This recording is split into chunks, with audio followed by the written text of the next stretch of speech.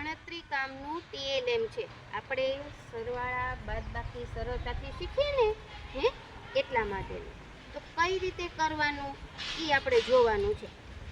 હવે હું અહીંયા લખું કે 5 વત્તા 3.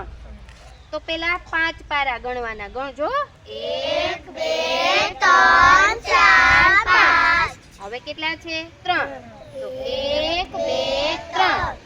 હવે બધાય થઈને કેટલા થયા ઈ ગણવાના. 1 2 3 4 5 6 7 8. કેટલા થયા? 8. તો અહીંયા લખશું 8. થઈ ગયા?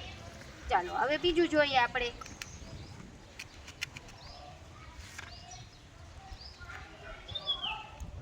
4 ઓછા 2. તો હવે પેલા શું કરશું? 4 1 2 3 4. હવે 4 માંથી 2 છે એ બાદ કરવાના છે. તો આ 4 છે એમાંથી 2 આપણે નોખા કરશું. તો કેટલા વધ્યા? 2.